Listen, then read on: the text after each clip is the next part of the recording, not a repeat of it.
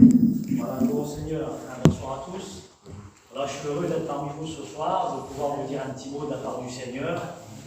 Je suis jeune prédicateur, et puis voilà, c'est un honneur pour moi. On le fait toujours avec une joie, mais aussi une crainte. Je remercie les frères responsables, les anciens, Marcel. Je suis content d'être parmi vous. Est-ce que vous croyez que tout est conduit de la part du Seigneur? Gloire à Dieu. Il n'y a rien d'hasard en Dieu, nous le croyons, nous le savons. Et puis, croyez-moi que d'éternité en éternité, Dieu est dans son existence. Dieu savait lui. Dieu savait celui ou celle qui était là ce soir. Dieu avait prévu celui qui allait chanter ce soir, celle qui allait témoigner. Dieu connaît tout. Et puis ce soir, il savait certainement que tu aurais été là ce soir. Et puis si tu crois que dans ton cœur, il a un mot pour toi, ben, tout est possible à celui qui croit. Gloire au Seigneur.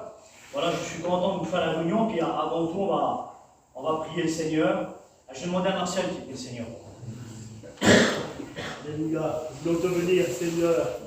Nous voulons te rendre grâce, te remercier pour ton œuvre, te remercier pour ta présence, te remercier parce que tu as tout mis en œuvre justement pour qu'on puisse subir la bénédiction de ce soir.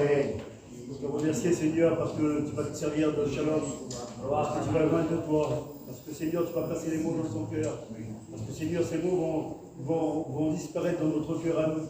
Seigneur, bénis nos vies, nous avons besoin de toi, bénis nos amis qui sont là, attire-les par des cordages d'amour au travers de ta parole, Seigneur, et à toi revient toute ta gloire. Amen. Amen. Gloire au Seigneur. Est-ce que vous croyez que la parole de Dieu est puissante? Gloire au Seigneur, il n'y a pas plus puissant que la parole, il n'y a pas plus puissant que la parole du Seigneur. Vous savez, je vous explique un témoignage que j'ai écouté. Ça s'est passé avant dans une église. Il y avait une sœur sédentaire à supplier son garçon pour pouvoir venir à la réunion. Il y a des années en arrière, cela. Et puis à l'époque, il y avait ce qu'on appelle les Wattman, ceux qu'on mettait dans nos oreilles avec un casque. Et ce garçon-là, à peu près 17-18 ans, il ne voulait jamais aller à l'église. Et sa mère, le suppliant, c'était une chrétienne née de nouveau, elle l'a supplié des dizaines de fois pour venir à la réunion. Et puis un soir, il s'est décidé. Il a dit, j'irai à la réunion avec toi, mais à une condition. Je vais aller avec mon Wattman. C'est bizarre. Et puis la mère, elle a dit oui, vu que tu veux venir pour une fois, viens avec ton Wattman. Et puis elle arrivait dans l'église d'Oran, l'église des voyageurs. Et le garçon en question, c'était un homme de couleur, il s'est mis à l'arrière là-bas. Et comme il s'est installé à l'arrière, il y a eu les témoignages, il y a eu les chants de cantiques comme d'habitude. Et puis lui, il avait son Wattman, il avait sa musique. Et puis le moment de la parole de Dieu est venu, puis l'homme a prêché, le serviteur a prêché. La Bible, comme la Bible est ouverte, Isaïe 55, verset 11, la Bible dit qu'il se passe toujours quelque chose dans les cœurs. C'est ainsi, c'est la parole de Dieu qui compte. Et puis comme il a prêché, à un certain moment, le jeune homme là, qui écoutait son Wattman, à un certain moment, vous connaissez, il faut les faire retour à verse. C'est-à-dire que la cassette, elle venait à la fin, il faut les rappuyer sur les boutons pour qu'elle repart de l'autre côté. Vous avez connu ça. Et juste à l'instant, comme il a fait retour à verse, il y a la parole de Dieu qui disait que Jésus t'aime. Et cette parole puissante a tombé dans son cœur, il s'est converti, il est devenu serviteur de Dieu, il prêche l'évangile. La Bible dit que la parole est un marteau qui brise le roc. Il n'y a pas plus puissant que la parole de Dieu. Et puis ce soir, je suis heureux de pouvoir vous dire un mot. Alors écoutez, ça va être simple, je ne vais pas vous tenir longtemps, mais j'ai regardé quelques versets, puis je me laisse conduire par la parole du Seigneur. Vous savez, je ne vais pas vous parler de moi. Et si je vous parlais de moi, j'aurais fait vite le tour. On n'est pas là pour parler de nous ce soir. Et puis l'apôtre va le dire dans les épîtres. Il va dire, nous ne prêchons pas nous-mêmes. C'est l'apôtre Paul qui dit ça. Mais nous prêchons Jésus-Christ, le Seigneur. Et ce soir, moi, ce que je vous présente, c'est Jésus. C'est lui qui sauve. C'est lui qui pardonne. C'est lui qui bénit. Et c'est lui, à lui la gloire ce soir. Et puis il est écrit dans Jean chapitre 1er, verset 1er, regardez ce qu'il est marqué. Au commencement était la parole. Et la parole était avec Dieu. Et la parole était avec Dieu. Elle était au commencement avec Dieu. Toute chose a été faite par elle. Et rien ce qui a été fait n'a été fait sans elle. Elle était la vie. Elle était la vie et la vie était la lumière des hommes. J'aimerais vous parler de Jésus la parole ce soir. La Bible nous dit qu'il y a la parole écrite, la Bible, la parole de Dieu. Et Il y a 66 livres dans la parole de Dieu, 39 dans l'Ancien, 27 dans le Nouveau. Il y a plusieurs livres dans la parole de Dieu. Mais j'aimerais vous parler de la parole faite chair. Jésus, la parole. Et la Bible nous dit qu'au commencement était la parole. On retrouve 3 fois le mot la parole qui ressort dans Jean chapitre 1er. Et puis regardez ce qu'il est écrit dans Apocalypse chapitre 19, verset 13. Son nom est la parole de Dieu. Gloire à Dieu. Imaginez-vous son nom à lui et la parole de Dieu. Alors écoutez, il y a plusieurs noms. Il y a des noms sur la terre qui a frappé l'humanité. Il y a des noms des hommes qui ont marqué les temps. Écoutez, si on cite quelques noms comme ça, si on parle d'Einstein, tout le monde a écouté parler. Il a révolutionné le monde à 19 ans seulement. Et si on parle de Darwin, à 20 ans seulement, écoutez, c'était la science. Le monde a été marqué à 20 ans seulement. Il a marqué le monde. Et si on parle également d'Armstrong, le premier homme qui a marché sur la Lune, toutes les caméras, tous les regards étaient sur cet homme. Écoutez, ces noms-là n'ont jamais sauvé personne. Mais son nom à lui, le nom de Jésus, Amen. Gloire à Dieu. il est la parole de Dieu. Amen. Son nom à lui, il est admirable, il est conseiller, il est le prince de la paix, il est l'ami fidèle, il est celui qui ne trompe pas. La Bible nous dit qu'il est le bon berger. Il est celui qu'on peut s'appuyer, il est le rocher. Alors il y a des noms qui ont marqué, écoutez, les hommes, mais ces noms-là ont passé. Puis les noms des personnes n'ont jamais sauvé quelqu'un. Mais il est écrit dans les Actes des Apôtres qu'il n'y a pas d'autre nom par lequel nous devons être sauvés si ce n'est le nom de Jésus-Christ. Amen. C'est lui qui sauve. C'est lui qui bénit. C'est lui qui guérit. Il n'y a pas d'autre. Et puis écoutez, si les hommes ont passé, ont marqué le temps, laissez-moi vous dire que Jésus, lui, il est d'éternité en éternité. Il n'y a pas de nombre de variation en lui. Ce qu'il a fait autrefois au temps de la Bible, il le fait encore maintenant. Ce qu'il faisait autrefois, la Bible nous dit qu'il était ému de compassion pour les personnes qu'il voyait. Eh bien ce soir, il est encore ému de compassion pour les personnes qui sont là. Je ne connais pas tout le monde. Je ne sais pas s'il y a tout le monde qui appartient à Dieu ce soir. Mais je sais qu'une chose, c'est que le Seigneur Jésus a les regards sur toi. Il a les regards fixés sur toi. Jésus t'a donné un rendez-vous ce soir. Toi qui ne connais pas Dieu, Jésus a fixé un rendez-vous, c'est le rendez-vous de la grâce pour toi. Le temps est fixé, le temps est marqué, et Jésus te tend la main encore une fois ce soir. Il est écrit, écoutez, dans Jean chapitre 1er, verset 14, la parole était faite chair, elle a habité parmi les hommes, quelle grâce. Quand Son est donné, hier il a prêché à Arneven, il disait qu'il faut lui donner de la valeur aux mots de la Bible. Imaginez-vous que la parole faite chair, qui est Jésus, elle a habité parmi les hommes. La Bible nous dit pleine de grâce et de vérité. La grâce, ça s'appelle les cadeaux. Jésus a des cadeaux à te donner. Il a des projets de paix pour toi et non de malheur. Il a plein à te donner. Vous savez, les hommes calculent avec des mesures. On donne parfois avec des mesures et puis on met des mesures à ce qu'on donne. On ne veut pas tout donner. Mais lui, dans son amour, il est toujours le même, il t'aime ce soir. Il veut te donner des choses, écoutez, que ça dépasse ton imagination. Il veut te donner, écoutez, un foyer béni, des enfants bénis. Il veut te donner ce qu'on appelle la grâce, le cadeau immérité, le salut éternel. Voilà ce que Jésus veut te donner. Il a des plans pour toi. Des plans, écoutez, des projets de paix et non de malheur. Ah, le diable a des projets de malheur pour nous. Il a des vilains plans. Il a juré notre Père. Mais la Bible dit que Jésus est venu pour détruire les œuvres du diable. Et c'est pour vous dire que Jésus n'a pas changé. Il est toujours le même ce soir. Il t'aime d'un amour éternel. Oui, Jésus, la parole. Et la Bible nous dit que dans Luc chapitre 1er, on appelle ça l'annonciation de l'ange. Jésus va naître. La Bible nous dit que l'ange va venir chez Marie. Il va dire, je te salue Marie, à toi, à qui une grâce a été faite. Il ne faut pas confondre que Marie est pleine de grâce. Elle n'est pas pleine de grâce. La Bible nous dit que l'ange va venir, il va dire, Marie, je te salue, à toi une grâce qui était faite. Là maintenant, on demande le Messie, le sauveur du monde. Et puis on voit que l'ange Gabriel va annoncer ça à Marie, puis ça a fait un bouleversement. Les bergers ont été braqués, les mages ont été braqués à cause de la naissance de Jésus. Et la Bible nous dit que dans Luc chapitre 2, Luc chapitre 1er, Matthieu chapitre 1er, Matthieu chapitre 2 nous rappelle toute la naissance du Seigneur. Il nous dit que dans Matthieu chapitre 2, il est né à Bethléem, comme il est concerné de la prophétie de Michée chapitre 5. Et la Bible nous dit que dans Hébreu chapitre 10, verset 5, l'apôtre nous rappelle, regardez ce qu'il est écrit, c'est pourquoi Christ entrant dans le monde Tu n'as voulu ni sacrifice ni offrande, mais tu m'as formé un corps. Alors je dis, me voici, je viens. Laissez-moi vous dire que Jésus est venu sur la terre des hommes. Il a marché sur la terre des hommes pour pouvoir accomplir le plan de son Père. Vous savez, Armstrong a marché sous la Lune et quand il est descendu, les caméras étaient braquées sur lui. Il y a eu des gens qui ont posé des questions, des journalistes. Ils ont dit, dites-moi, vous êtes l'homme qui a marché sur la terre, qu'est-ce que ça vous a fait? Il a répondu, le plus important, ce n'est pas que moi j'ai marché sur la terre, mais c'est que Jésus a descendu du ciel pour venir sur la terre. Voilà la différence. Jésus est venu pour sauver les hommes. Et la Bible nous dit que Jésus a accompli son ministère. Et puis la parole de Dieu nous dit ceci, regardez dans Luc chapitre 2, on va retrouver Jésus, écoutez, alors Jésus est né, c'est quelque chose d'extraordinaire, c'est une nouvelle extraordinaire de savoir que Jésus-Christ est né sur la terre pour sauver l'humanité. Le plan de Dieu s'est mis en route. Et la Bible nous dit ceci, que dans Luc chapitre 2, verset 41, que Jésus, la Bible nous dit que les parents de Jésus vont aller à Jérusalem comme c'était la coutume, et puis la Bible nous dit que comme ils vont partir, ils vont oublier Jésus à Jérusalem. Et comme ils vont revenir pour le trouver, la Bible nous dit qu'ils vont le trouver au temple. Et la parole de Dieu dit ceci, regardez. Il était au milieu des docteurs de la loi. Il avait simplement 12 ans seulement.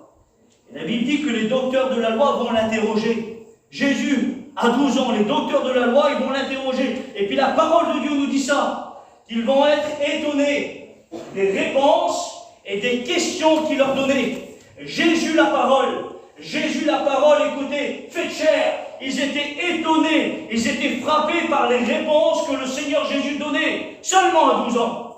Et puis notre version dit ceci, qu'ils étaient frappés de son intelligence, surpris de son intelligence, étonnés de son intelligence, stupéfaits de son intelligence, ravis de l'intelligence et de la grâce qu'il dégageait simplement à 12 ans. La Bible nous dit qu'ils étaient émerveillés, ils étaient extasiés, imaginez-vous, devant la personne du Seigneur à 12 ans. Mais pourtant, la Bible nous dit que c'est des docteurs de la loi. Et quand on regarde le mot docteur, c'est des professionnels de la loi. Il est là parmi eux, et puis il est assis, la Bible nous dit. Imaginez-vous comment il est assis, c'est quelqu'un qui règne, c'est quelqu'un qui commande. Il a 12 ans seulement. Alors imaginez-vous les paroles de grâce qui dégageaient de sa bouche. Amen. Des paroles d'amour. Personne n'enseignait comme il enseignait. Jamais homme n'a parlé comme cet homme, nous dit la Bible. Et puis la Bible nous dit que Jésus va commencer son ministère à l'âge de 12 ans. De 30 ans, il va partir, il va parcourir les villes et les villages. Et puis la parole de Dieu nous dit qu'il va commencer son ministère. C'est quelque chose d'extraordinaire, que Jésus parcourait les villes et les villages. Il allait où que les malheureux étaient, il allait où que les malades étaient, il allait pour bénir et guérir les gens qui souffraient. Et la parole de Dieu nous dit qu'il parcourait les villes et les villages. Et puis avec vous, en quelques minutes, j'aimerais vous dire que j'ai regardé 3 villages. Et on va les voir ensemble, encore 5-6 minutes, vous allez voir. La Bible nous dit que Jésus parcourait les villes et les villages. Il était plein d'amour et plein de grâce. Et la Bible nous dit qu'un jour, il va partir en Galilée. Jean chapitre 2. La Bible nous dit qu'il y a eu des noces. Jean chapitre 2. La mère de Jésus était là avec ses disciples et Jésus fut invité justement aux noces. Et la parole de Dieu nous dit que Jésus va se présenter, donner de la valeur à la parole. Quand on invite Jésus, il se dérange.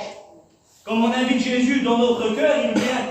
Comme on invite Jésus dans nos foyers, comme ça ne va pas à Marcel, il vient, il se dérange. Donner de la valeur à la parole. La Bible nous dit que Jésus fut invité et qu'il se présente. Et là, écoutez, on célèbre un mariage, c'est quelque chose d'extraordinaire, mais je ne voudrais pas trop m'y tendre. Écoutez, la Bible nous dit qu'il fallait écouter beaucoup de vin pour que les convives, également les mariés, qu'on puisse donner l'accord au mariage. Et puis la parole de Dieu nous dit, vous connaissez, c'est que le vin ayant manqué. Et puis la Bible nous dit que là, écoutez, c'est quand même une catastrophe, parce que comme on établit un mariage, on veut que rien manque, on se prépare, on essaie de faire des choses au mieux. Et la Bible nous dit que quand Jésus va arriver, ils sont là avec Marie, sa mère, les disciples, et puis il y a un mariage. Et la parole de Dieu nous dit que le vin est en manqué. Et le vin, dans la parole de Dieu, le psaume nous rappelle que c'est le symbole de la joie. Et ça veut dire que ce soir, peut-être tu es là, toi, il te manque justement cette joie. Amen. Cette joie parfaite. La joie qui descend du ciel. Amen. La paix que le Seigneur donne. Voilà qu'est-ce qui te manque ce soir. Il te manque justement cette sécurité. Tu es peut-être angoissé. Tu es peut-être attristé. La vie ne fait pas de cadeaux ce soir. Le monde va mal. Vous le savez comment, je ne vous apprends rien, moi je suis jeune. Mais juste pour vous dire que le monde va mal. Et puis la Bible nous dit que le vin ayant manqué, le symbole de la joie. Le proverbe 14 dit, même au milieu du rire, le cœur peut être triste. Tu entouré de ta famille, entouré de tes amis, tu rigoles, mais ton cœur, écoutez, il est triste au-devant de toi. Parce qu'il te manque réellement la personne de Jésus dans ton cœur. Seul Jésus peut combler un cœur ce soir. Et la parole de Dieu nous dit ceci, que justement, le problème va être présenté justement à Marie. Et Marie va dire, moi je ne peux rien faire, mais allez vers lui. Et faites tout ce qu'il vous dira. Le mot du Seigneur, c'est qu'il y avait là des vases, écoutez. Il y avait là 6 vases, écoutez, destinés aux purifications des Juifs. Et Jésus va dire un mot extraordinaire, et puis voilà la parole du Seigneur pour nous ce soir. C'est que Jésus va dire, remplissez ces vases. Le mot rempli. Et c'est moi vous dire que le monde donne à moitié. Le monde n'aime pas un petit peu. Le monde ne donne pas beaucoup. Mais Jésus va dire, remplissez. Et ce soir, Jésus veut remplir ton cœur. Il veut remplir ta vie. Il veut remplir ta vie de paix, de joie, de bonheur, de sécurité. Voilà ce que le Seigneur fait dans un cœur. Les vases nous représentent le cœur. Alors tu as peut-être le cœur à moitié plein.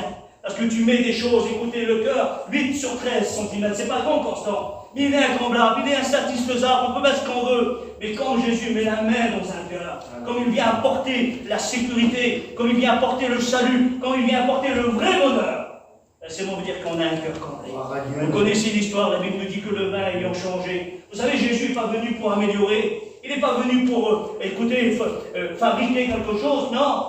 Il est venu pour changer. Amen. Jésus peut te changer ce soir.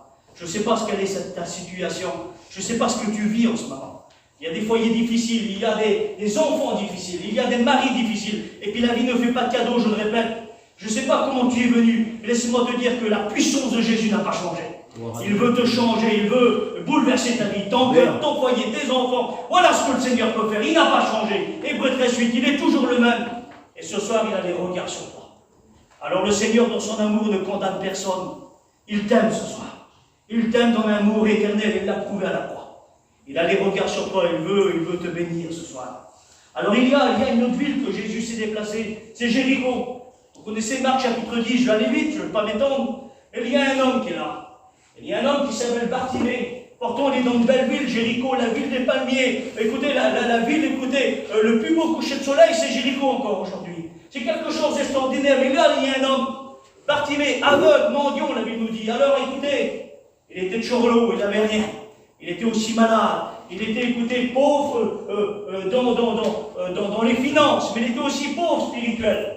Parce que Jéricho, c'est le monde. Et puis, il était là, sur le bord du chemin. Pourtant, Jéricho, on avait des beaux palais. Jéricho, il y avait des belles villes, il y avait des bels endroits. Mais lui, son endroit, écoutez, c'était simplement un bord du chemin. Est-ce que vous avez pensé à ces nuisances de Jéricho? Est-ce que vous avez pensé à ces nuisances de Bartimée? Lui, écoutez, qu'il était là, mendiant aveugle, sur le bord du chemin, les nuits froides, les angoisses constantes, les tracas, il était aveugle, et puis il était là sur le bord du chemin, personne ne ferait des cas sur lui. Et un jour, il y a toujours un jour. Adieu. Il nous dit que Jésus va passer, quel beau Seigneur. Comme Jésus passe dans un foyer, comme Jésus passe dans une vie, comme Jésus vient toucher un cœur, la Bible nous dit qu'il va entendre que Jésus va passer, il va se mettre à crier, parce qu'on a le droit de crier. Vous savez, on a le droit de crier à lui, comme un malheureux crie, l'Éternel l'entend, comme un juste crie, l'Éternel l'entend. La Bible nous dit qu'il va passer, qu'il va crier, et Jésus va faire quelque chose d'extraordinaire. Laissez-moi vous dire qu'il y a, vis-à-vis de la personne du Seigneur, il ne prend pas d'intérêt aux riches, aux pauvres. Et Jésus ne calcule tous pareils. Donc son amour, il nous dit que Bartimée va crier, puis Jésus va s'arrêter. Il nous dit que Jésus va s'arrêter sur Bartimée. Amen. Si tu cries ce soir, en vérité, Jésus s'arrête.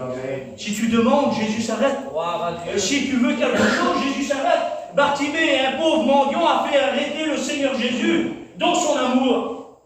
Et vous connaissez, puis Jésus va l'appeler, et Jésus va le guérir, vous connaissez l'histoire. Mais Seigneur, quelle importance de pouvoir dire une parole seulement. Amen. Un seul mot et Jésus s'arrête dans nos vies. Un seul mot de notre cœur, Jésus s'arrête. Et la Bible nous dit que lui, qu'il était justement Jéricho, le bord du chemin, la parole de Dieu nous dit qu'il va suivre Jésus sur le chemin, quelque chose d'extraordinaire. Et puis il y a d'autres villes que Jésus, parce que la Bible dit que Jésus parcourait les villes et les villages. Et puis il y a une autre ville, la Bible nous dit Jérusalem. Jean chapitre 5, il y avait un homme. La Bible nous dit qu'il y avait un homme, écoutez, qu'il attendait, mais 38 ans qu'il était malade. Je ne sais pas il y a combien de temps que tu vis ton angoisse. Je ne sais pas il y a combien de temps qu'il est dans la maladie. Je ne sais pas moi quels étaient tes soucis, tes tracas. Je ne sais pas il y a combien de temps que tu vis une situation difficile. Mais lui, il y a 38 ans qu'il attend bénédiction. Il est là, écoutez, il est à Jérusalem, près d'une piscine. Il attend l'ange qui descend pour pouvoir bouger l'eau, pour qu'il soit guéri. La Bible nous dit que dans Jean chapitre 5, que Jésus monta à Jérusalem. C'est quelque chose, écoutez, je répète, d'extraordinaire, de savoir que dans nos problèmes, que Jésus vient et se déplace. La Bible nous dit que Jésus monta à Jérusalem. Et qu'est-ce qu'il va faire Jésus? La Bible nous dit, l'ayant vu seulement. C'est-à-dire que Jésus va regarder, il va jeter les regards sur lui. Laisse-moi te dire que Jésus te voit dans ton problème. Mon ami, toi qui es là, qui ne connais pas le Seigneur, Jésus te voit. Amen. Et puis la Bible nous dit que Jésus, l'ayant vu, il fait ému de compassion. C'est-à-dire que son amour, écoutez, ne change pas. Et puis il va lui poser une question extraordinaire à cet homme. Pourtant, il y avait 38 ans qu'il était malade. Il y a 38 ans qu'il était là, à Jérusalem. 38 ans qu'il attendait sa bénédiction. Pourtant, à Jérusalem, Marcel, il y a des hommes terribles, il y a les sacrificateurs, c'est une belle ville. Il aurait pu t'aider, cet homme-là, mais non. Il est là depuis 38 ans, dans sa souffrance. Et comme Jésus vient, il va lui poser une question. Il va dire, veux-tu être guéri, Seigneur? Quelle question? Tout simple, l'évangile, il y en a qui se compris. Veux-tu être guéri? Et puis, Seigneur, si vous permettez, je vais à cette personne et je vous mets à vous ce soir. Veux-tu être béni? Veux-tu tes enfants, c'est que ça bouge ce soir chez toi? Veux-tu qu'il y ait une guérison chez toi? Parce que Jésus n'a pas changé, c'est les hommes qui changent. Et puis Seigneur, si vous permettez, on met un peu l'homme de côté parce que lui, il a été guéri. Oh boy. Seigneur, la question que vous avez posée, tu as essayé, ça n'a pas marché. Tu as le droit de recommencer ce soir. Veux-tu que ça bouge, veux-tu que ça change? Veux-tu que le Seigneur agisse? Il est écrit dans Jean chapitre 5, verset 17, c'est Jésus qui va dire ces mots. Il va dire, mon Père agit. Et moi aussi j'agis. Amen. Ce soir il veut agir. Alors ce qu'on va faire, on va courber les fronts. La parole faite chair est venue parmi les hommes, à l'habiter parmi les hommes pleines de grâce et de bonté et de vérité. Alors ce soir on la laisse les têtes ensemble, puis on va commencer à prier le Seigneur. J'ai demandé aux frères et aux sœurs qui commencent à prier Dieu quelques instants.